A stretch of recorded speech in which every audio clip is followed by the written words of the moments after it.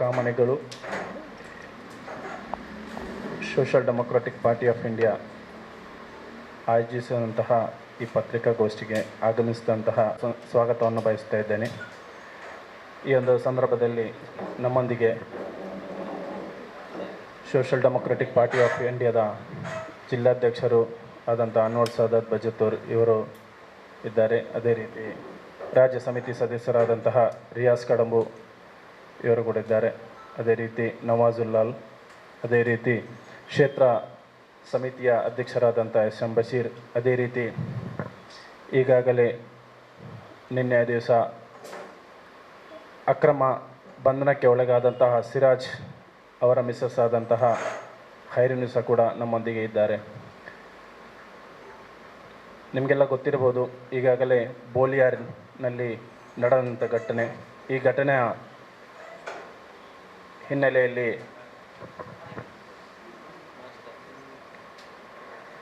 ರಾಜ್ಯ ಸರ್ಕಾರ ಹಾಗೂ ಪೊಲೀಸ್ ಇಲಾಖೆಯ ತಾರತಮ್ಯ ನೀತಿಯ ವಿರುದ್ಧವಾಗಿ ಈ ಒಂದು ಪತ್ರಿಕಾಗೋಷ್ಠಿಯನ್ನು ನಾವು ಇವತ್ತು ಕರೆದಿದ್ದೇವೆ. ಈ ಒಂದು ಪತ್ರಿಕಾಗೋಷ್ಠಿ ಬಂದಂಥ ಎಲ್ಲ ನನ್ನ ವಿಜುವಲ್ ಹಾಗೂ ಪ್ರಿಂಟ್ ಮೀಡಿಯಾ ಎಲ್ಲ ಪತ್ರಕರ್ತ ಮಿತ್ರರಿಗೂ ಸ್ವಾಗತವನ್ನು ಬಯಸ್ತಾ ನನ್ನ ಈ ಸ್ವಾಗತವನ್ನು ಕೊನೆಗೊಳಿಸ್ತಾ ಮುಂದಿನ ವಿಚಾರಕ್ಕಾಗಿ ನಾನು ಜಿಲ್ಲಾಧ್ಯಕ್ಷರಿಗೆ ಅನುಮತಿ. ಆತ್ಮೀಯ ಪತ್ರಕರ್ತರೆ, ನಾವು ಇವತ್ತು ಈ ಒಂದು ಪತ್ರಿಕಾಗೋಷ್ಠಿ ಕರೆದಂಥ ಉದ್ದೇಶ, ಕಳೆದ 9ನೇ ತಾರೀಕಿನಂದು ಬೋಳಿಯಾರ್ನಲ್ಲಿ BJP ಮತ್ತು ಸಂಘ ಪರಿವಾರದ ಕಾರ್ಯಕರ್ತರು ಅಂದು ಪ್ರಧಾನಮಂತ್ರಿಯಾಗಿ ಸನ್ಮಾನ್ಯ ಶ್ರೀ ನರೇಂದ್ರ ಮೋದಿಯವರು ಪ್ರಮಾಣ ವಚನ ಸ್ವೀಕರಿಸಿದಂತಹ ಆ ಒಂದು ಕಾರಣದ ವಿಜಯೋತ್ಸವದ ಒಂದು ಮೆರವಣಿಗೆಯನ್ನು ಮಾಡ್ತಾರೆ. ಅದು ಕೇವಲ ಕೊಣಾಜೆ ಪೊಲೀಸ್ ಠಾಣಾ ವ್ಯಾಪ್ತಿಯ ಬೋಳಿಯಾರ್ನಲ್ಲಿ ಮಾತ್ರ ಅಲ್ಲ, ಅದೇ ದಿವಸ ಸೇಮ್ ಡೇ ಪಾವೂರು, ಹರೇಕಳದಲ್ಲಿ ಕೂಡ ಬೇರೆ ಬೇರೆ ರೀತಿಯಾದಂಥ ವಿಜಯೋತ್ಸವ ಕಾರ್ಯಕ್ರಮವನ್ನು ಮಾಡ್ತಾರೆ. ಅಲ್ಲಿ ಕೆಲವು BJP ಸಂಘ ಪರಿವಾರದ ಕಾರ್ಯಕರ್ತರು ಮಸೀದಿಯ ಮುಂದೆ ಬಂದುಕೊಂಡು ಕೆಲವು ಘೋಷಣೆಗಳನ್ನು ಕೂಗ್ತಾರೆ. ಕೆಲವು ಕೆಣಕಿಸುವಂತಹ, ಆ ಮಸೀದಿಯಲ್ಲಿದ್ದವರನ್ನು ಪ್ರವೋಕ್ ಮಾಡುವಂತಹ ಕೆಲವು ಘೋಷಣೆಗಳನ್ನು, ಅದೇ ರೀತಿ ಕೆಲವು DJ ಹಾಕಿ ಡ್ಯಾನ್ಸ್ಗಳನ್ನು ಮಾಡಿ ಅಲ್ಲಿಂದ ಹೋಗ್ತಾರೆ. ಹೋದ ನಂತರ ಪುನಃ ಅದರಲ್ಲಿ ಒಂದು 3-4 ಮಂದಿ ಬೈಕಲ್ಲಿ ಪುನಃ ಬಂದು ಮಸೀದಿಯ ಮುಂದೆ ನಿಂತುಕೊಂಡು ಅವರು ಘೋಷಣೆಗಳನ್ನು ಕೂಗ್ತಾರೆ. ಪ್ರಚೋದಿಸುವಂಥ ರೀತಿಯಲ್ಲಿ, ಕೆಣಕುವಂಥ ರೀತಿಯಲ್ಲಿ ಕೆಲವು ವರ್ತನೆಗಳನ್ನು ಅಲ್ಲಿ ನಿಂತುಕೊಂಡು ಮಾಡ್ತಾರೆ. ಇದರಿಂದ ಏನಾಗ್ತದೆ, ಅಲ್ಲಿ ಒಂದು ಚಿಕ್ಕ ಪುಟ್ಟ ಗಲಾಟೆ ಆಗ್ತದೆ. ಅಲ್ಲಿನ ಕೆಲವು ಯುವಕರು ಇವರನ್ನು ಓಡಿಸಿಕೊಂಡು ಹೋಗ್ತಾರೆ. ಆ ಬಳಿಕ ಅಲ್ಲಿ ಒಂದು ಗಲಾಟೆಯಾಗಿ ಅಲ್ಲಿ ಒಂದು ಚೂರಿ ರೀತಿಯೆಲ್ಲ ಆಗ್ತದೆ ಅಂತ ಹೇಳುವಂತಹ ಒಂದು ಕೇಸು ಕೂಡ ಅಲ್ಲಿ ದಾಖಲಾಗ್ತದೆ. ಇದೆಲ್ಲ ನಿಮಗೆ ಗೊತ್ತಿರ್ಬೋದು. ಆ ನಂತರ ಅಲ್ಲಿ ಏನಾಯಿತು ಅಂತ ಹೇಳಿದರೆ, ಮಸೀದಿ ಕಮಿಟಿಯವರು ಒಂದು ದೂರು ಕೊಡ್ತಾರೆ. ಇಲ್ಲಿ ಬಂದು ನಮ್ಮನ್ನು ಕೆಣಕಿಸುವಂಥ ರೀತಿಯಲ್ಲಿ ಮಸೀದಿಯ ಮುಂದೆ ಕೋಮು ಭಾವನೆಯನ್ನು ಕೆರಳಿಸುವಂಥ ರೀತಿಯಲ್ಲಿ ಸಂಘ ಪರಿವಾರ BJPಯ ಕಾರ್ಯಕರ್ತರು ಇಲ್ಲಿ ವರ್ತಿಸಿದ್ದಾರೆ ಅಂತ ಹೇಳಿ ಒಂದು ದೂರು ಕೊಡ್ತಾರೆ. ಅದರಲ್ಲಿ ಒಂದು FIR ದಾಖಲಾಗ್ತದೆ. 153A ಸೆಕ್ಷನ್ ಅಡಿಯಲ್ಲಿ ಒಂದು FIR ದಾಖಲಾಗ್ತದೆ. ಅದೇ ದಿವಸ ಅಲ್ಲಿ ಒಂದು ಇರಿತ ಆಗಿದೆ ಅಂತ ಹೇಳಿಕೊಂಡು ಮತ್ತೊಂದು FIR ಕೂಡ ದಾಖಲಾಗ್ತದೆ. ಆದರೆ ಇಲ್ಲಿ ಕಳೆದ ಒಂದು ಸರಿಸುಮಾರು 10-15 ದಿವಸಗಳಾಗಿದೆ ಈ ಘಟನೆಯಾಗಿ. ಇಲ್ಲಿ ಏನಾಗಿದೆ ಅಂತ ಹೇಳಿದರೆ, ಪ್ರಥಮವಾಗಿ ದೂರು ಏನು ಕೊಟ್ಟಿದ್ದಾರೆ ಮಸೀದಿ ಕಮಿಟಿಯವರು, ಈ ಗಲಭೆಗೆ ಪ್ರಚೋದನೆ ನೀಡಿದಂಥವರು ಯಾರು ಅದನ್ನು ನಾವು ಹೇಳ್ತಾ ಇಲ್ಲ. ನಾನೊಬ್ಬ SDPI ಜಿಲ್ಲಾಧ್ಯಕ್ಷನಾಗಿ ನಾನು ಹೇಳ್ತಾ ಇಲ್ಲ, ಅಥವಾ SDPI ಯಾರು ಹೇಳ್ತಾ ಇಲ್ಲ, ಅಥವಾ ಮಸೀದಿ ಕಮಿಟಿಯವರು ಹೇಳ್ತಾ ಇಲ್ಲ. ಇಲ್ಲಿನ ಪೊಲೀಸ್ ಆಯುಕ್ತರು, ಮಂಗಳೂರು ನಗರ ಪೊಲೀಸ್ ಆಯುಕ್ತರೇ 11ನೇ ತಾರೀಕಿಗೆ ಒಂದು ಪತ್ರಿಕಾಗೋಷ್ಠಿ ಮಾಡಿ ಆ ಪತ್ರಿಕಾಗೋಷ್ಠಿಯಲ್ಲಿ ಹೇಳಿದಂಥ ಮಾತು ಇವತ್ತಿಗೂ ಕೂಡ ಯೂಟ್ಯೂಬ್ಗಳಲ್ಲಿ ಆ ಪತ್ರಿಕಾಗೋಷ್ಠಿಯ ಲಿಂಕ್ಗಳಿದೆ. ಇಲ್ಲಿ BJP ಮತ್ತು ಸಂಘ ಪರಿವಾರದ ಕಾರ್ಯಕರ್ತರು ಅವರು ಒಂದು ಸಮುದಾಯವನ್ನು ಕೆಣಕುವಂಥ ಉದ್ದೇಶದಿಂದ ಅಲ್ಲಿ ಮಸೀದಿಯ ಮುಂದೆ ಬಂದು ಜೈ ಶ್ರೀರಾಮ್ ಅಂತ ಹೇಳುವಂಥ ಘೋಷಣೆಯನ್ನು ಕೂಗಿದ್ದಾರೆ. ಅದೇ ರೀತಿ ಏನು ಪಾಕಿಸ್ತಾನದ ಹೆಸರೆತ್ತಿಕೊಂಡು ಅಲ್ಲಿ ಘೋಷಣೆಯನ್ನು ಕೂಗಿಕೊಂಡು ಅವರು ಇವರನ್ನು ಒಂದು ಕೋಮು ಗಲಭೆಗೆ ಹುನ್ನಾರ ಮಾಡಿದ್ದಾರೆ ಅಂತ ಇಲ್ಲಿನ ಪೊಲೀಸ್ ಕಮಿಷನರ್ ಪತ್ರಿಕಾಗೋಷ್ಠಿಯಲ್ಲಿ ಹೇಳಿದ್ದಾರೆ. ಇವತ್ತಿಗೂ ಕೂಡ ಅದರ ದಾಖಲೆಗಳಿದೆ. ಆದರೆ ಇವತ್ತು 10-15 ದಿವಸ ಆಗಿದೆ. ಇಲ್ಲಿ ಏನಾಗ್ತಾ ಇದೆ ಅಂತ ಹೇಳಿದರೆ, ಈ ಹೆಸರಿನಲ್ಲಿ ಬೋಳಿಯಾರಿನ ಪ್ರತಿ ಮನೆಗಳಿಗೆ, ಮುಸ್ಲಿಂ ಯುವಕರ ಮನೆಗಳಿಗೆ ಪೊಲೀಸರು ದಾಳಿ ಮಾಡ್ತಾ ಇದ್ದಾರೆ ರಾತ್ರೋರಾತ್ರಿ. ಏನೋ ಉತ್ತರ ಪ್ರದೇಶ, ಬಿಹಾರ ಅಂತಹ ರಾಜ್ಯಗಳಲ್ಲಿ ಆಗುವಂಥ ರೀತಿಯಲ್ಲಿ ಪೊಲೀಸ್ ದೌರ್ಜನ್ಯ ಇವತ್ತು ಒಬ್ಬ ಮುಸ್ಲಿಂ ಶಾಸಕರಿರುವಂತಹ ಕ್ಷೇತ್ರದ ಬೋಳಿಯಾರ್ನಲ್ಲಿ ನಡೀತಾ ಇದೆ. ಯಾರು ಕೇಳುವವರು ಹೇಳುವವರಿಲ್ಲ. ಪೊಲೀಸರು ಏನು ಮಾಡಿದ್ದಾರೆ ಅದನ್ನೇ ಇಲ್ಲಿ ಸಮರ್ಥನೆ ಮಾಡಿಕೊಂಡು ಹೋಗ್ತಾ ಇದ್ದಾರೆ. ಕೆಲವು ಯುವಕರನ್ನು ಕಳೆದ 11, 12, 9, 10, 11 ಈ 3 ದಿವಸ ಕೆಲವು ಯುವಕರನ್ನು ಬಂಧನ ಮಾಡಿಕೊಂಡು ಪೊಲೀಸ್ ಠಾಣೆಯಲ್ಲಿ ತಂದು 2 ರಾತ್ರಿ 2 ಹಗಲು ಪೊಲೀಸ್ ಠಾಣೆಯಲ್ಲಿ ಅಕ್ರಮವಾಗಿ ಕೂತ್ಕೊಳ್ಳಿಸಿದ್ದಾರೆ. ಇವರು ಯಾವ ತಪ್ಪು ಮಾಡಲಿಲ್ಲ. ಇವರು ಹೇಳುವುದೇನು ಅಂತ ಹೇಳಿದರೆ, ಅಲ್ಲಿ ನಾವು CC ಕ್ಯಾಮರಾದ ದೃಶ್ಯಗಳನ್ನು ನೋಡಿದ್ದೇವೆ. ಆ ದೃಶ್ಯಗಳಲ್ಲಿ ಇರುವವರನ್ನು ನಾವು ಬಂಧನ ಮಾಡ್ತೇವೆ. ಅದಕ್ಕೆ ಅವರು ಸಿಗದ ಕಾರಣ ಅವರ ಮನೆಯವರನ್ನು, ಅವರ ತಮ್ಮಂದಿರನ್ನು, ಅವರ ದೂರದ ಸಂಬಂಧಿಯನ್ನು ಅಥವಾ ಅವರ ತಾಯಿಯನ್ನು ಕೂಡ, ವೃದ್ಧೆಯಾದಂತಹ ತಾಯಿಯನ್ನು, ರೋಗಿಯಾದಂತಹ ಮನೆಯ ಮಹಿಳೆಯರನ್ನು ಕರ್ಕೊಂಡು ಬಂದು ಸ್ಟೇಷನಲ್ಲಿ ಕೂತ್ಕೊಳ್ಳಿಸಿದ್ದಾರೆ. 2 ದಿವಸ 2 ರಾತ್ರಿ. ಇದು ಯಾವ ಕಾನೂನಿನಲ್ಲಿ ಅವಕಾಶ ಇದೆ? ಒಬ್ಬ ಅಪರಾಧಿಯನ್ನು ಒಬ್ಬ ಆರೋಪಿಯನ್ನು ಬಂಧಿಸಿದರೆ 24 ಗಂಟೆಯೊಳಗೆ ಕೋರ್ಟ್ಗೆ ಪ್ರೊಡ್ಯೂಸ್ ಮಾಡಬೇಕು ಅಂತ ನಮ್ಮ ಕಾನೂನು ಹೇಳ್ತಾ ಇದೆ. 100 ಅಪರಾಧಿಗಳು ಶಿಕ್ಷೆಯಿಂದ ರಕ್ಷಿಸಿದರು, ತಪ್ಪಿಸಿಕೊಂಡರು, ಒಬ್ಬ ನಿರಪರಾಧಿಗೆ ಶಿಕ್ಷೆ ಆಗಬಾರ್ದು ಅಂತ ನಮ್ಮ ಕಾನೂನು ಹೇಳ್ತಾ ಇದೆ. ಇಲ್ಲಿ ಮುಸಲ್ಮಾನರು ಅಂತ ಹೇಳಿದರೆ ಇಲ್ಲಿನ ಸರ್ಕಾರಕ್ಕೆ, ಪೊಲೀಸ್ ಇಲಾಖೆಗೆ ಬೇಕಾಬಿಟ್ಟಿಯಾಗಿ ಬಂಧನ ಮಾಡಲಿಕ್ಕೆ ಇರುವಂತಹ ಒಂದು ಜನಾಂಗ ಅಂತ ಭಾವಿಸಿದ್ದಾರಾ? 2 ದಿವಸ ರಾತ್ರಿ 2 ದಿವಸ ಹಗಲು 8 ಮಂದಿ ಯುವಕರನ್ನು ತಂದು ಠಾಣೆಯಲ್ಲಿ ಕೂತ್ಕೊಳ್ಳಿಸ್ತಾರೆ ಅಂತ ಹೇಳಿದ್ರೆ ದಕ್ಷಿಣ ಕನ್ನಡ ಜಿಲ್ಲೆ ಪೊಲೀಸ್ ರಾಜ್ಯ ಆಗ್ತಾ ಇದೆಯಾ? ಅಥವಾ ಇಲ್ಲಿನ ಸರ್ಕಾರ ಸಿದ್ದರಾಮಯ್ಯನವರು ನಡೆಸ್ತಾ ಇದ್ದಾರಾ? ಅಥವಾ ಇಲ್ಲಿ ಹಳೆಯ ಬೊಮ್ಮಾಯಿ ಸರ್ಕಾರ ನಡೀತಾ ಇದೆಯಾ? ಇಲ್ಲಿ ಸಮಾಜವಾದಿ ಹಿನ್ನೆಲೆಯಿಂದ ಬಂದವರು ಇಲ್ಲಿ ಬಿಜೆಪಿ ಸರ್ಕಾರ ಬದಲಾಗಬೇಕು ಅಂತ ಹೇಳಿಕೊಂಡು ಇಲ್ಲಿನ ಮುಸಲ್ಮಾನರು, ಅಲ್ಪಸಂಖ್ಯಾತರು ಸುಮಾರು 80-85% ಮತ ಹಾಕಿ ಇಲ್ಲಿ ಅಧಿಕಾರಕ್ಕೆ ತಂದಂತಹ ಸಿದ್ದರಾಮಯ್ಯ ಸರ್ಕಾರ ಬಂದ ನಂತರ ದಿನಂಪ್ರತಿ ಇಲ್ಲಿ ಮುಸಲ್ಮಾನರ ಮೇಲೆ ಬೇಟೆಗಳು ಜಾಸ್ತಿ ಆಗ್ತಾ ಇದೆ. ಇಲ್ಲಿ ಕೇಳುವಾಗ ಹೇಳುವುದೇನು ಅಂತ ಹೇಳಿದರೆ, ಇಲ್ಲಿ CC ಕ್ಯಾಮರಾದಲ್ಲಿ ಅವರ ಫೋಟೋ ಇದೆ, ನಮಗೆ ಅವರನ್ನು ಬಂಧನ ಮಾಡಬೇಕು ಅಂತ. ಈಗಾಗಲೇ 15 ಮಂದಿಯನ್ನು ಬಂಧನ ಮಾಡಿ ಆಯಿತು. ಇನ್ನೂ ಕೂಡ ಪೊಲೀಸರ ದಾಹ ನಿಂತಿಲ್ಲ. ಮುಸ್ಲಿಂ ಬೇಟೆ, ಅವರನ್ನು ಬಂಧನ ಮಾಡುವ ಮುಸ್ಲಿಮರ ದ್ವೇಷ ಇನ್ನೂ ಕೂಡ ಈ ಸರ್ಕಾರಕ್ಕೆ ನಿಂತಿಲ್ಲ. ನಿನ್ನೆ ರಾತ್ರಿ ಕೂಡ ಒಬ್ಬನನ್ನು ಅರೆಸ್ಟ್ ಮಾಡಿದ್ದಾರೆ. ಏನ ಹೆಸರು? ರಶೀದ್ ಅಂತ ಹೇಳಿ ನಿನ್ನೆ ರಾತ್ರಿ ಕೂಡ ಹೋಗಿ ಅರೆಸ್ಟ್ ಮಾಡಿದ್ದಾರೆ. ಎಷ್ಟು ಭಯದ ವಾತಾವರಣವನ್ನು ಪೊಲೀಸರು ಉಳ್ಳಾಳ ಬೋಳಿಯಾರಲ್ಲಿ ಸೃಷ್ಟಿಸ್ತಾ ಇದ್ದಾರೆ ಅಂತ ಹೇಳಿದರೆ, ಒಂದೊಂದು ಮನೆಗಳಿಗೆ ರಾತ್ರಿ ಹೋಗುವುದು, ಬಾಗಿಲು ತಟ್ಟುವುದು, ಮಹಿಳೆಯರು ಇಲ್ಲದಂಥ ಸಂದರ್ಭದಲ್ಲಿಯೂ ಕೂಡ ಮಹಿಳಾ ಪೊಲೀಸ್ ಅಧಿಕಾರಿಗಳನ್ನು ಕರೆದುಕೊಂಡು ಹೋಗದೆ ಮಹಿಳೆಯರಿರುವಂಥ ಮನೆಗಳಿಗೆ ರಾತ್ರಿ ಹೋಗ್ತಾ ಇದ್ದಾರೆ. ಅದರಲ್ಲಿ ಕಳೆದ ದಿವಸ ಅರೆಸ್ಟ್ ಆದಂತಹ ಒಬ್ಬನನ್ನು ವಿಚಾರಣೆಗೆ ಮಾಡಲಿಕ್ಕೆ, ಮಹಜರು ಮಾಡಲಿಕ್ಕೆ ಸುಮಾರು 150 ಮಂದಿ ಪೊಲೀಸರು ಒಂದು 4-5 ಗಾಡಿಗಳಲ್ಲಿ, ವ್ಯಾನುಗಳಲ್ಲಿ ಆ ಮನೆಗೆ ಹೋಗಿದ್ದಾರೆ. ಅಂದರೆ ಒಂದು ರೀತಿಯಲ್ಲಿ ಭಯದ ವಾತಾವರಣವನ್ನು ಬೋಳಿಯಾರ್ನಲ್ಲಿ ಸೃಷ್ಟಿ ಮಾಡ್ತಾ ಇದ್ದಾರೆ. ಇಲ್ಲಿ ಪೊಲೀಸರಿಗೆ CC ಕ್ಯಾಮರಾದಲ್ಲಿ ಸಿಗುವಂತಹ ದೃಶ್ಯಗಳ ಆಧಾರದಲ್ಲಿ ಅವರು ಬಂಧನ ಮಾಡುವುದು ಅಂತ ಆದರೆ, ಅದೇ CC ಕ್ಯಾಮರಾದಲ್ಲಿ ಸಂಘ ಪರಿವಾರದ ಯಾರೆಲ್ಲ ಬಂದು ಅಲ್ಲಿ ಗಲಭೆಗೆ ಪ್ರಚೋದನೆ ನೀಡಿದ್ದಾರೆ ಅಂತ ಆ CC ಕ್ಯಾಮರಾದಲ್ಲಿಯೇ ಇದೆ. ಯಾಕೆ ಅವರನ್ನು ಬಂಧನ ಮಾಡ್ತಾ ಇಲ್ಲ? ಯಾಕೆ ಪೊಲೀಸ್ ಅಧಿಕಾರಿಗಳು ಸಂಘ ಪರಿವಾರದ ಒಬ್ಬನನ್ನು ಬಂಧನ ಮಾಡ್ತಾ ಇಲ್ಲ? ಇದಕ್ಕೆ ಕಾರಣ ಯಾರು ಅಂತ ಹೇಳುವಂಥದ್ದು ಖುದ್ದು ಕಮಿಷನರ್ ಅವರೇ ಪತ್ರಿಕಾಗೋಷ್ಠಿಯಲ್ಲಿ ಹೇಳಿದ್ದಾರೆ. ಅವರ ಮೇಲೆ 153A ಸೆಕ್ಷನ್ ಅಡಿಯಲ್ಲಿ ಪ್ರಕರಣ ದಾಖಲಾಗಿದೆ. ಇಲ್ಲಿ ನಾವು ಪೊಲೀಸರಲ್ಲಿ ಕೇಳುವಾಗ ಅವರು ಹೇಳುವುದೇನು ಅಂತ ಹೇಳಿದರೆ, 153A ಅಲ್ಲಿ ನಮಗೆ ಬಂಧನ ಮಾಡಲಿಕ್ಕೆ ಆಗುವುದಿಲ್ಲ, ನಾವು ನೋಟಿಸ್ ಕೊಟ್ಟಿದ್ದೇವೆ ಅಂತ. ಇದು ಯಾವುದಾದ್ರೂ ಕಾನೂನು ಗೊತ್ತಿಲ್ಲದವರಲ್ಲಿ ಹೇಳಬೇಕು ಈ ಮಾತನ್ನು.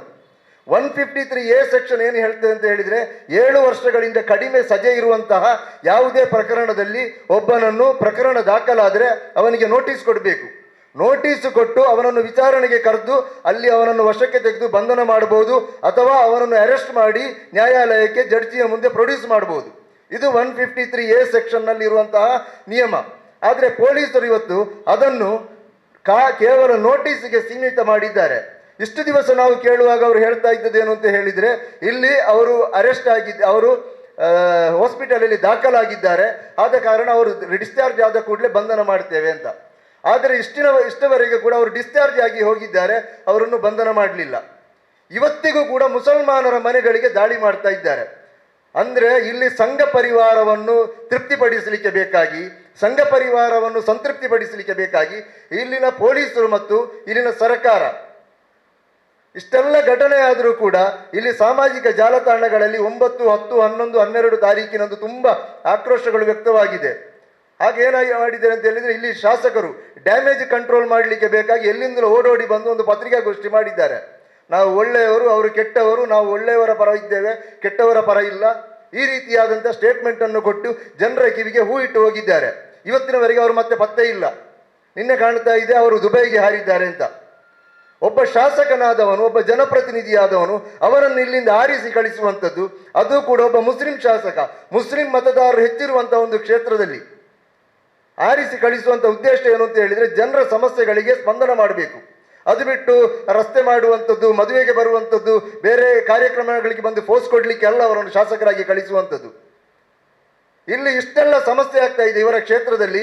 ಇವರು ಇವತ್ತು ಸ್ಪಂದನ ಮಾಡ್ತಾ ಇಲ್ಲ, ವಿದೇಶದಲ್ಲಿ ಹೋಗಿ ಕುಳಿತಿದ್ದಾರೆ. ನಮ್ಗೆ ಗೊತ್ತಿಲ್ಲ, ಸೋಷಿಯಲ್ ಮೀಡಿಯಾದಲ್ಲಿ ಬರ್ತಾ ಇದೆ ಅವರು ವಿದೇಶದಲ್ಲಿ ಹೋಗಿದ್ದಾರೆ ಅಂತ ಹೇಳಿ. ಇವರು ಮನಸ್ಸು ಮಾಡಿದರೆ ಈ ಕೇಸನ್ನು, ಈ ಪ್ರಕರಣವನ್ನು ಯಾವತ್ತೋ ಇತ್ಯರ್ಥ ಮಾಡಬಹುದಿತ್ತು. ಇವತ್ತಿಗೂ ಕೂಡ ಪೊಲೀಸರು ಮನೆ ಮನೆಗಳಿಗೆ ದಾಳಿ ಮಾಡ್ತಾ ಇದ್ದಾರೆ. ಆದರೆ ಒಬ್ಬನೇ ಒಬ್ಬ ಸಂಘ ಪರಿವಾರದ ನಾಯಕನನ್ನು ಇವತ್ತಿನವರೆಗೆ ವಿಚಾರಣೆ ಮಾಡಲಿಲ್ಲ, ಇವತ್ತಿನವರೆಗೆ ಬಂಧನ ಮಾಡಲಿಲ್ಲ. ಇದೇ ಘಟನೆ ಆದಂಥ ದಿವಸ 9ನೇ ತಾರೀಕು ಹರೇಕಳದಲ್ಲಿ ನ್ಯೂ ಪಡ್ಪು ಅಂತ ಹೇಳುವಂಥ ಜಾಗದಲ್ಲಿ ಅಲ್ಲಿ ಕೂಡ ವಿಜಯೋತ್ಸವ ಮಾಡಿದ್ದಾರೆ. ಸಂಘ ಪರಿವಾರ ಬಿಜೆಪಿಯವರು ಅಲ್ಲಿ ಕೂಡ ವಿಜಯೋತ್ಸವ ಮಾಡಿದ್ದಾರೆ. ಅಲ್ಲಿ ಅವತ್ತು ಡ್ಯೂಟಿಯಲ್ಲಿದ್ದಂಥ ಒಬ್ಬ ಪೊಲೀಸ್ ಇನ್ಸ್ಪೆಕ್ಟರ್ ಅನ್ನು ಒಬ್ಬ ಸಂಘ ಪರಿವಾರದ ಒಬ್ಬ ಕಿಟಿಗೇಡಿ ಯುವಕ ಏಕವಚನದಲ್ಲಿ ಬೈದಿದ್ದಾರೆ, ಧಮಕಿ ಹಾಕಿದ್ದಾರೆ. ನಾವು ಕೇಳಿದ್ದೇವೆ ಇಲ್ಲಿನ ಉನ್ನತ ಅಧಿಕಾರಿಗಳಲ್ಲಿ, ಯಾಕೆ ಸರ್ ನೀವು ಅವರನ್ನು ಅರೆಸ್ಟ್ ಮಾಡ್ತಾ ಇಲ್ಲ? ಒಬ್ಬರು ಡ್ಯೂಟಿಯಲ್ಲಿರುವಂಥ ಯೂನಿಫಾರ್ಮ್ ಹಾಕಿ ಡ್ಯೂಟಿಯಲ್ಲಿದ್ದಂಥ ಅಧಿಕಾರಿಯನ್ನು ಏಕವಚನದಲ್ಲಿ ಬೈದರೂ ಕೂಡ ಇಷ್ಟರವರೆಗೆ ಅವರ ಮೇಲೆ ಪ್ರಕರಣ ದಾಖಲಾಗಿಲ್ಲ, ಬಂಧನ ಮಾಡಲಿಲ್ಲ. ಇಲ್ಲಿ ಅಮಾಯಕರ ಮನೆಗಳಿಗೆ ದಾಳಿ ಮಾಡ್ತಾ ಇದ್ದಾರೆ, ಮಹಿಳೆಯರನ್ನು ಪೊಲೀಸ್ ಸ್ಟೇಷನಲ್ಲಿ ಕರ್ಕೊಂಡು ಹೋಗಿ ಕೂತ್ಕೊಳ್ಳಿಸ್ತಾ ಇದ್ದಾರೆ. ಇದು ಯಾವ ಕಾನೂನಿನಲ್ಲಿ ಹೇಳ್ತಾ ಇದೆ? ನಮಗೆ ಅಂದರೆ ಇಲ್ಲಿ ನ್ಯಾಯ ಕೇಳಲಿಕ್ಕೆ ಬೇರೆ ಯಾರೂ ಇಲ್ಲ. ಇಲ್ಲಿ ಪೊಲೀಸ್ ಇಲಾಖೆಯಲ್ಲಿ, ಸರ್ಕಾರದ ಪ್ರತಿನಿಧಿ ಅಂತ ಹೇಳಿದರೆ ಇನ್ನು ಶಾಸಕರು, ಅವರ ಕಿವಿ ಕಿವುಡಾಗಿದೆ, ಕಣ್ಣು ಕುರುಡಾಗಿದೆ. ಅವರಿಗೆ ಇದು ಕಾಣ್ತಾ ಇಲ್ಲ, ಇಂಥ ಘಟನೆಗಳು ಅವರಿಗೆ ಕಾಣ್ತಾ ಇಲ್ಲ. ಚುನಾವಣೆಯ ಸಂದರ್ಭದಲ್ಲಿ ಮಾತ್ರ ರಾಜಕೀಯ ಮಾಡ್ತಾ ಇದ್ದಾರೆ, ಪ್ರತಿಯೊಂದು ವಿಚಾರಗಳಲ್ಲಿ ಕೂಡ ರಾಜಕೀಯ ಮಾಡ್ತಾ ಇದ್ದಾರೆ. ಇವರದೇ ಪಕ್ಷಕ್ಕಾಗಿ ರಾತ್ರಿ ಹಗಲು ದುಡಿದಂಥ ಕಾರ್ಯಕರ್ತರು ಇವತ್ತು ಜೈಲಲ್ಲಿದ್ದಾರೆ. ಇವರ ಪಕ್ಷಕ್ಕಾಗಿ ರಾತ್ರಿ ಹಗಲು ದುಡಿದಂಥ ಕಾರ್ಯಕರ್ತರು ಇವರು ಬಂದು ಪತ್ರಿಕಾಗೋಷ್ಠಿಯಲ್ಲಿ ಕೂತ್ಕೊಂಡು ಏನೋ ಒಂದು ಡ್ಯಾಮೇಜ್ ಕಂಟ್ರೋಲಿಗೆ ಬ್ಯಾಲೆನ್ಸಿಂಗ್ ಸ್ಟೇಟ್ಮೆಂಟ್ ಕೊಟ್ಟು ಹೋದರೆ ಆಗುವುದಿಲ್ಲ. ಇಲ್ಲಿ ಅವರು ಬರಬೇಕು, ಪೊಲೀಸರೊಂದಿಗೆ ಅವರು ನಿಂತ್ಕೊಳ್ಬೇಕು, ಇಲ್ಲಿ ಏನು ವ್ಯವಸ್ಥೆ ಆಗಿದೆ, ಏನು ತಪ್ಪಾಗಿದೆ ಅದನ್ನು ಸರಿಪಡಿಸಬೇಕು, ಇಲ್ಲಿ ಸಂಘ ಪರಿವಾರದ ನಾಯಕರನ್ನು ಬಂಧನ ಮಾಡಿಸಬೇಕು. ಇವರು ಬ್ಯಾಲೆನ್ಸಿಂಗ್ ಪೊಲಿಟಿಕ್ಸ್ ಮಾಡ್ತಾ ಇದ್ದಾರೆ. ಇಂತಹ ಪೊಲಿಟಿಕ್ಸ್ಗಳು ಈ ಜಿಲ್ಲೆಯಲ್ಲಿ ಆಗ್ತಾ ಇದೆ. ಇದನ್ನೆಲ್ಲ ಇಟ್ಟುಕೊಂಡು ಇವತ್ತು ನಾವು ಈ ಪತ್ರಿಕಾಗೋಷ್ಠಿಯನ್ನು ಕರೆದಿದ್ದೇವೆ. ಇಲ್ಲಿ ಸರ್ಕಾರ, ಅದೇ ರೀತಿ ಇಲ್ಲಿನ ಪೊಲೀಸ್ ಇಲಾಖೆ ನಿರಂತರವಾಗಿ ಮುಸ್ಲಿಂ ಬೇಟೆಯನ್ನು ನಿಲ್ಲಿಸಬೇಕು, ಈ ತಾರತಮ್ಯ ಧೋರಣೆಯನ್ನು ಕೊನೆಗೊಳಿಸಬೇಕು ಅಂತ ಹೇಳುವಂಥ ಒಂದು ಆಗ್ರಹವನ್ನು ನಾವು ಇವತ್ತು ಈ ಪತ್ರಿಕಾಗೋಷ್ಠಿಯಲ್ಲಿ ಮಾಡ್ತಾ ಇದ್ದೇವೆ. ನಮ್ಮೊಂದಿಗೆ ನಿನ್ನೆ ಅರೆಸ್ಟ್ ಮಾಡಿದಂಥ ಸಿರಾಜ್ರವರ ಪತ್ನಿ ಕೂಡ ಇದ್ದಾರೆ. ಅವರು ಕೂಡ ಅವರ ನೋವನ್ನು ಹೇಳಿಕೊಳ್ಳಿಕ್ಕಿದ್ದಾರೆ ನಿಮ್ಮೊಂದಿಗೆ. ನಮಗೆ ಇದನ್ನು ಮಾಧ್ಯಮದ ಮೂಲಕ ಸಾರ್ವಜನಿಕವಾಗಿ ಹೇಳಿಕೊಳ್ಳುವುದಲ್ಲದೆ ಬೇರೆ ಇದನ್ನು ಹೇಳಿಕೊಳ್ಳಲಿಕ್ಕೆ ವೇದಿಕೆ ಇಲ್ಲದಂತೆ ಆಗಿದೆ. ಆ ರೀತಿಯಾದಂಥ ಪರಿಸ್ಥಿತಿ ರಾಜ್ಯದಲ್ಲಿ ನಿರ್ಮಾಣ ಆಗಿದೆ. ನೋಡಬೇಕಾದಂತಹದ್ದು, ಕಳೆದ ಹಲವು ದಿನಗಳಿಂದ ಒಂದೇ ಕ್ಷೇತ್ರದಲ್ಲಿ, ಒಂದೇ ಕಡೆಯಲ್ಲಿ, ಒಂದೇ ಗ್ರಾಮದಲ್ಲಿ ಒಂದು ವಿಭಾಗವನ್ನು ಮಾತ್ರ ಟಾರ್ಗೆಟ್ ಮಾಡೋದರ ಹಿಂದೆ ಇರುವಂತಹ ಉತ್ಸುಕತೆ ಏನಿದೆ, ಇದರ ಮೇಲೆ ತುಂಬ ಸಂಶಯಗಳು ನಮಗಿದೆ. ಒಂದು, ನಮಗೆ ಮುಖ್ಯವಾಗಿ ಹೇಳಬೇಕಂತ ಹೇಳಿದರೆ, ಒಂದು ಜವಾಬ್ದಾರಿಯುತ ಸ್ಥಾನದಲ್ಲಿರುವಂತಹ ಈ ಕ್ಷೇತ್ರದ ಶಾಸಕರು, ರಾಜ್ಯದ ಸ್ಪೀಕರ್ ಅವರ ಪತ್ರಿಕಾಗೋಷ್ಠಿಯ ಹೇಳಿಕೆಗಳು, ಈ ಹೇಳಿಕೆಗಳು ಸ್ಪೀಕರ್ ಅವರು ವೈಯಕ್ತಿಕವಾಗಿ ಹೇಳಿದ ರೀತಿಯಲ್ಲಿಲ್ಲ, ಯಾರೋ ಬರೆದುಕೊಟ್ಟದನ್ನು ಬಂದು ಮಂಡನೆ ಮಾಡಿದಂತಹ ರೀತಿಯಲ್ಲಾಗಿದೆ ನಮಗೆ ಕಾಣಲಿಕ್ಕೆ ಸಾಧ್ಯವಾಯಿತು. ಅಲ್ಲಿ ಒಂದು ವಿಚಾರವನ್ನು ಅವರು ಹೇಳ್ತಾರೆ, ಏನಂತೇಳಿದರೆ, ನನ್ನನ್ನು ಸೋಲಿಸಲಿಕ್ಕೆ ಶ್ರಮಪಟ್ಟವರ ನಡುವೆ ಅಲ್ಲಿ ಗಲಾಟೆ ನಡೆದಿದೆ ಹೊರತು ಅದು ಬೇರೆ ಏನಲ್ಲ ಅಂತೇಳಿ ಯಾರು ಶಾಸಕರು ಹೇಳ್ತಾರೆ. ನೀವೆಲ್ಲ ನೋಡಿರ್ಬೋದು ಮಾಧ್ಯಮದವರು. ಬಹುಶಃ ಅವರಿಗೆ ಅವರು ನೆನಪಿಸಬೇಕು ಏನಂತೇಳಿದರೆ, ಅಲ್ಲಿ ನಡೆದಿರುವಂತಹದ್ದು ಇವರನ್ನು ಸೋಲಿಸಿದಂತಹ BJPಯವರ ವಿಜಯೋತ್ಸವ ಕಾರ್ಯಕ್ರಮ. ಆ ವಿಜಯೋತ್ಸವ ಅಲ್ಲಿ ಮಾಡಿದವರು ಯಾರು? ಇವರನ್ನು ಸೋಲಿಸಿದವರು. ಅಲ್ಲಿ ಗಲಾಟೆ ನಡೆದಿರುವಂಥದ್ದು ಅಲ್ಲ, ಅಥವಾ ಅಲ್ಲಿ ಅವರ ನಡುವೆ ಅಲ್ಲಿ ಏನು ಸಂಘರ್ಷ ಉಂಟಾಗಿರುವಂತಹದ್ದು ಕಾಂಗ್ರೆಸ್ಸನ್ನು ಗೆಲ್ಲಿಸಲಿಕ್ಕೆ ನೋಡಿದವರ ಮಧ್ಯೆ ಮತ್ತು ಕಾಂಗ್ರೆಸ್ಸನ್ನು ಸೋಲಿಸಿದವರ ಮಧ್ಯೆ ಅನ್ನುವಂಥದ್ದು ಮಾನ್ಯ ಶಾಸಕರು ಮರೆತಾಗಿದೆ. ಇವಾಗ ಯಾರು ಜೈಲಲ್ಲಿದ್ದಾರೆ ಹೆಚ್ಚಿನವರು ಮೊನ್ನೆ MP ಇಲೆಕ್ಷನಲ್ಲಿ ಕಾಂಗ್ರೆಸ್ಗೆ ಮತ ಹಾಕಿದವರು, ಕಾಂಗ್ರೆಸ್ಗೋಸ್ಕರ ಕೆಲಸವನ್ನು ಮಾಡಿದವರು. ಆದರೆ ಅಭ್ಯರ್ಥಿಗೆ ಇದುವರೆಗೆ ಅಲ್ಲಿ ಭೇಟಿ ನೀಡಲಿಕ್ಕೆ ಅವರ ಮನಸ್ಸು ಬರಲಿಲ್ಲ. ಆ ಚುನಾವಣೆಯ ಸಂದರ್ಭದಲ್ಲಿದ್ದಂಥ ಕಾಂಗ್ರೆಸ್ ಸಂಸದ ಅಭ್ಯರ್ಥಿ ಯಾರಿದ್ದಾರೆ ಅವರ ಉತ್ಸುಕತೆ ಮತ್ತೆ ಕಾಣಲಿಲ್ಲ. ಒಂದು ದುರಂತ ಅಂತ ಹೇಳಬೇಕು. ರಾಜ್ಯ ಸರ್ಕಾರ ಕರ್ನಾಟಕದಲ್ಲಿ ಬಂದ ಮೇಲೆ ನಿರಂತರವಾದಂತಹ ತಾರತಮ್ಯ ನೀತಿ ಮುಸಲ್ಮಾನರ ಮೇಲೆ. ಇವರಿಗೆ ಓಟು ಹಾಕ್ಲಿಕ್ಕೆ ಮುಸಲ್ಮಾನರು ಬೇಕು, ಇವರಿಗೆ ಜೈಕಾರ ಹಾಕ್ಲಿಕ್ಕೆ ಮುಸಲ್ಮಾನರು ಬೇಕು. ಇವರಿಗೆ ಜೈಕಾರ ಹಾಕಿದ್ರು ಕೂಡ ಪಾಕಿಸ್ತಾನ ಜಿಂದಾಬಾದ್ ಹೇಳಿದಂತೇಳಿ ಒಬ್ಬ ಮುಸ್ಲಿಂ ಕಾಂಗ್ರೆಸ್ ನಾಯಕನನ್ನ ಜೈಲಿಗೆ ಕಳಿಸಿದ್ರು. ಫಲಸ್ತೀನ್ ಪರ ಪ್ರೊಟೆಸ್ಟ್ ಮಾಡಿದ್ರು ಅಂತ ಹೇಳಿ ಜೈಲಿಗೆ ಕಳಿಸಿದ್ರು.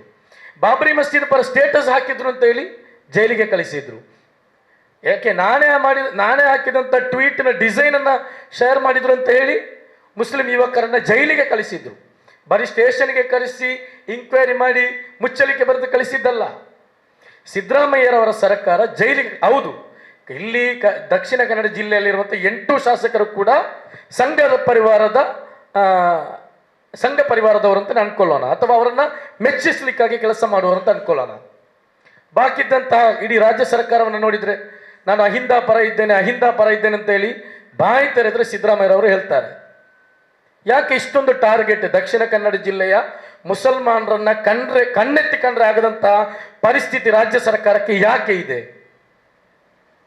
ಯಾಕೆ ಅವರು ಇಲ್ಲಿನ ಮುಸಲ್ಮಾನರನ್ನ ಅವರು ಸಹಿಸ್ತಾ ಇಲ್ಲ?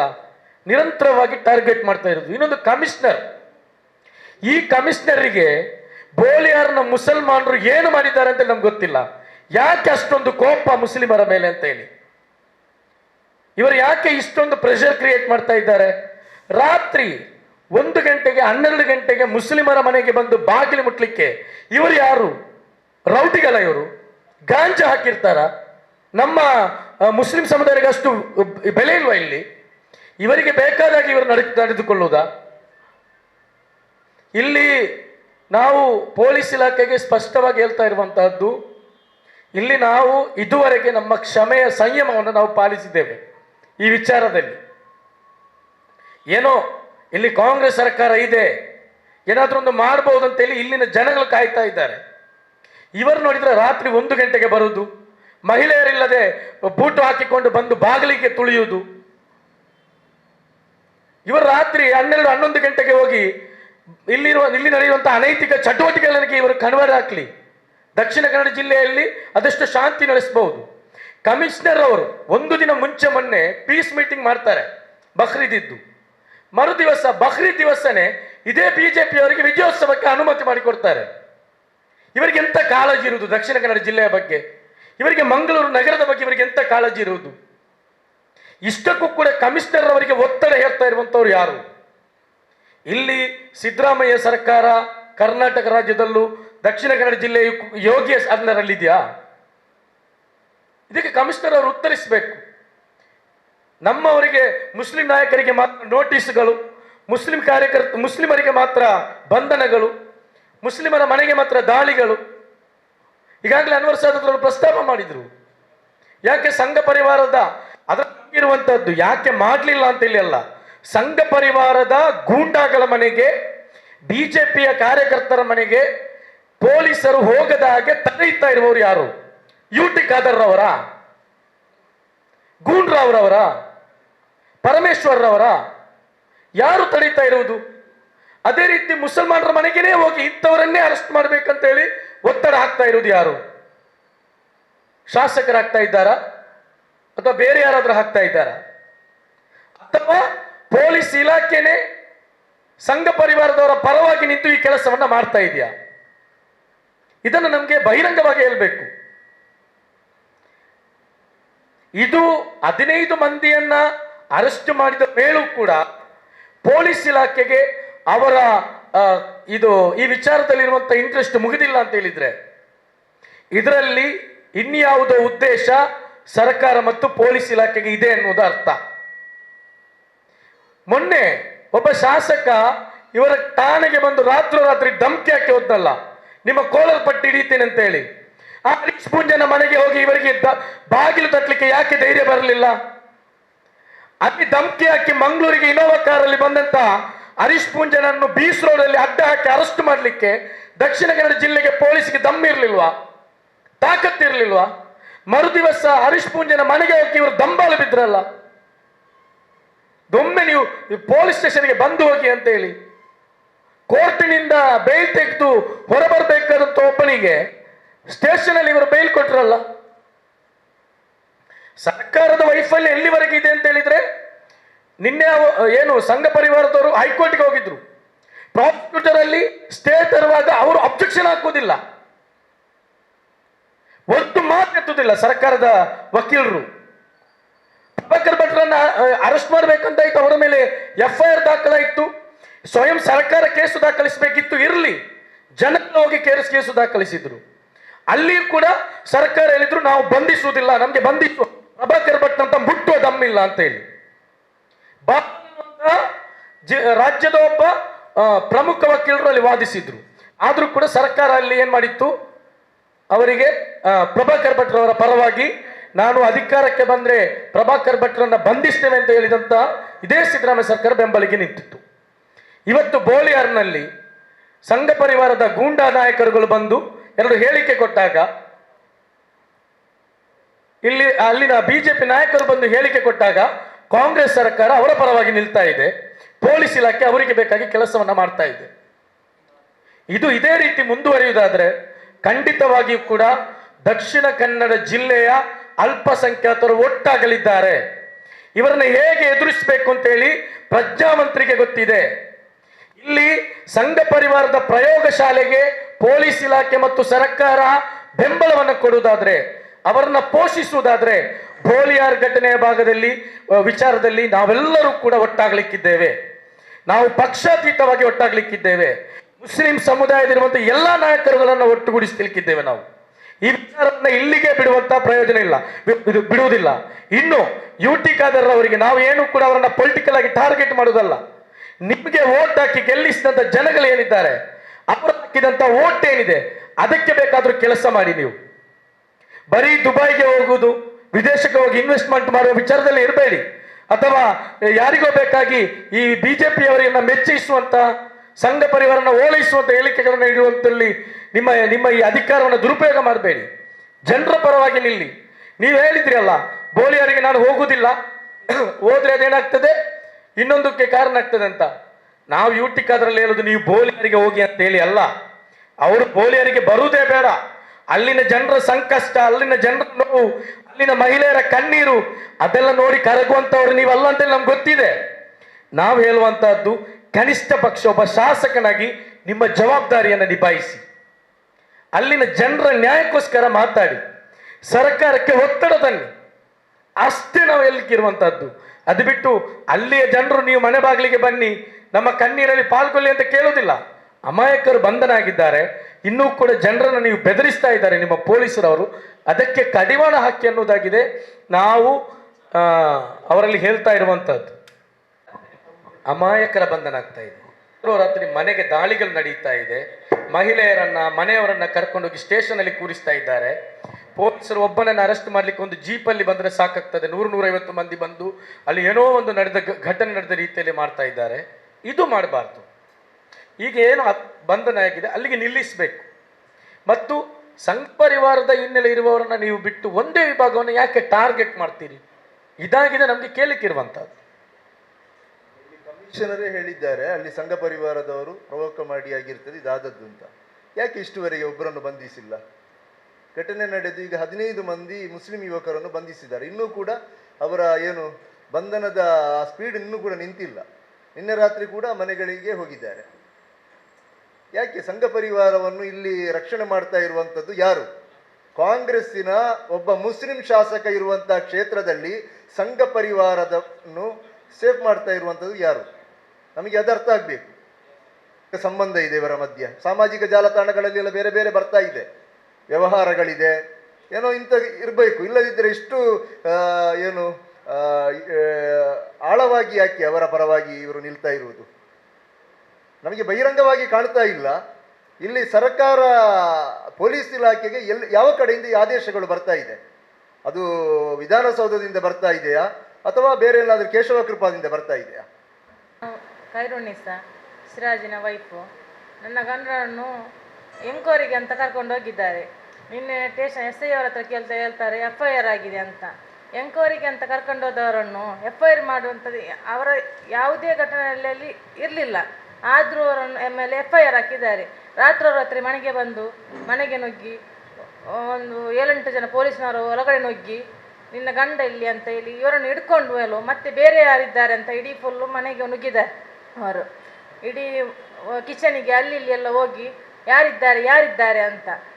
ಇವರ ದೌರ್ಜನ್ಯ ತುಂಬ ಆಗ್ತಾ ಇದೆ. ಬೋಲಿಯರ್ ಇಡೀ ಒಂದು ಬೇರೆ ಇದರಲ್ಲಿ ಊರಿನಲ್ಲಿ ನಮ್ಮ ಮಕ್ಕಳ ವಿದ್ಯಾಭ್ಯಾಸಕ್ಕೆ ಸಹ ಕಷ್ಟ ಆಗ್ತಾ ಇದೆ. ಯಾಕೆಂದರೆ ಮಕ್ಕಳು ಶಾಲೆಗೆ ಹೋಗ್ಲಿಕ್ಕೂ ಕೇಳುವುದಿಲ್ಲ. ನಮ್ಗೆ ಹೆದರಿಕೆ ಆಗ್ತದೆ ಪೊಲೀಸ್ನವರು ಬರ್ತಾರೆ ಅಂತ. 15 ದಿವಸ ಆಯಿತು, ಆದರೂ ಬೋಲಿಯರ್ನಲ್ಲಿ ಮನೆಗೆ ಪೊಲೀಸ್ನವರು ದೌರ್ಜನ್ಯ ಜಾಸ್ತಿ ಆಗ್ತಾಯಿದೆ. ರಾತ್ರಿ ಅಂತಿಲ್ಲ, ಬೆಳಿಗ್ಗೆ ಇಲ್ಲ ಅಂತಿಲ್ಲ, ಎಲ್ಲ ಮನೆಗೆ ಮುಸ್ಲಿಂ ಯುವಕರನ್ನು ಬಂಧನ ಮಾಡಬೇಕಂತ ಅವ್ರು ಹೇಳ್ತಾ ಇದ್ದಾರೆ. ಈಗ ನಿನ್ನೆ ರಾತ್ರಿ ಕೂಡ ಅವರು 12 ಗಂಟೆಗೆ ಒಂದು ಮನೆಗೆ ನುಗ್ಗಿ ಇದು ಮಾಡಿದ್ದಾರೆ. ಒಂದು ಹೆಣ್ಣು ಪೊಲೀಸ್ ಇಲ್ಲದೆ ಇಷ್ಟು ಅವರು ಹೇಗೆ ನುಗ್ತಾರೆ ಒಂದು ಮನೆಗೆ? ನಾವು ಮತ್ತು ಮಕ್ಕಳಿರುವುದು, ಅವರು ಏಕಾಏಕಿ ಬಂದು ನುಗ್ಗುವುದು, ಬಾಗಿಲು ಬಡಿಯುವುದು, ಇಂಥದ್ದೆಲ್ಲ ಘಟನೆ ಆಗ್ತಾ ಇದೆ. 15 ದಿವಸ ಆಯಿತು, ಬೋಲಿಯರಲ್ಲಿ ಇನ್ನೂ ನಿಂತಿಲ್ಲ. ಇಡೀ ಬೋಲಿಯರ್ ಊರೇ ಇವತ್ತು ಎದುರು ನಿಂತಿದೆ. ಒಂದು ಮಕ್ಕಳು ಎಲ್ಲಿಗೆ ಹೋಗ್ಲಿಕ್ಕೆ ಕೇಳುವುದಿಲ್ಲ, ಮನೆಯವರಿಗೆ ಕೂತ್ಕೊಳ್ಳಿಕ್ಕೆ ಕೇಳುವುದಿಲ್ಲ. ಪೊಲೀಸ್ ಬರ್ತಾರೆ ಅಂತ. ಯಾಕೆ ಈ ಪೊಲೀಸ್ನವರಿಗೆ ಇಂಥ ಒಂದು ಯಾಕೆ ಇವರು ಮಾಡ್ತಾರೆ? ಇವರಿಗೆ ಯಾಕೆ ನಮ್ಮ ಹತ್ರ ಇಷ್ಟು ಕೋಪ?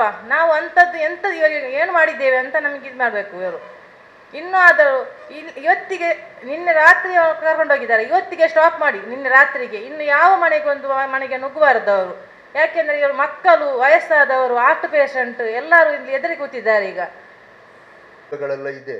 ಬಹುಶಃ ಈ ಉಳ್ಳಾಳ ಕ್ಷೇತ್ರದಲ್ಲಿ ಇದು ಆರಂಭ ಏನಲ್ಲ, ಇವತ್ತು ಸ್ಟಾರ್ಟ್ ಆದ್ದನೇ ಏನಲ್ಲ. ಹಿಂದೆಯೂ ಕೂಡ ಹಾಗೆ ಉಳ್ಳಾಳದಲ್ಲಿ, ಕೋಡಿಯಲ್ಲಿ ಎಲ್ಲ ತುಂಬ ಸಲ ಮುಸ್ಲಿಂ ಶಾಸಕರಿರುವಂಥ ಕ್ಷೇತ್ರದಲ್ಲಿ ಪೊಲೀಸರು ಮುಸ್ಲಿಂ ಮನೆಗಳಿಗೆ ರಾತ್ರಿ ಹಗಲನ್ನದೇ ನುಗ್ತಾರೆ, ಭಯದ ವಾತಾವರಣವನ್ನು ಸೃಷ್ಟಿ ಮಾಡ್ತಾರೆ.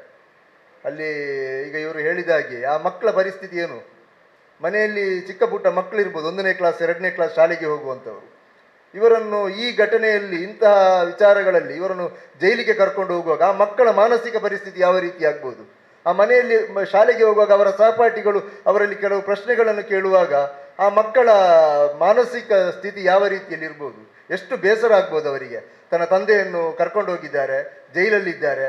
ನೋಡಿ, ಇವರ ಪತಿ ಅವರು ಈ FIR ಅಲ್ಲಿ ಹೆಸರೇ ಇಲ್ಲ.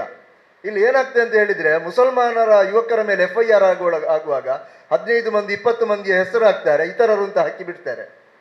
ಯಾರನ್ನು ಯಾವಾಗ ಬೇಕಾದರೂ ಇವರಿಗೆ ಸೇರಿಸಬಹುದು, ಯಾವಾಗ ಬೇಕಾದರೂ ಇವರಿಗೆ ಸೇರಿಸಿಕೊಂಡು ಅವರ ಮನೆಗೆ ದಾಳಿ ಮಾಡುವಂಥ ಒಂದು ಅವಕಾಶವನ್ನು ಇವರು ಮಾಡಿಕೊಟ್ಟಿದ್ದಾರೆ.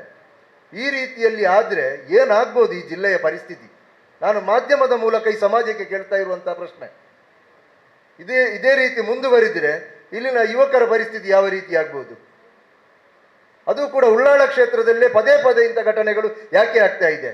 ಯಾಕೆ ಇದನ್ನು ಕಂಟ್ರೋಲ್ ಮಾಡಲಿಕ್ಕೆ ಇಲ್ಲಿನ ಜನಪ್ರತಿನಿಧಿಗಳಿಗೆ ಸಾಧ್ಯ ಆಗ್ತಾ ಇಲ್ಲ?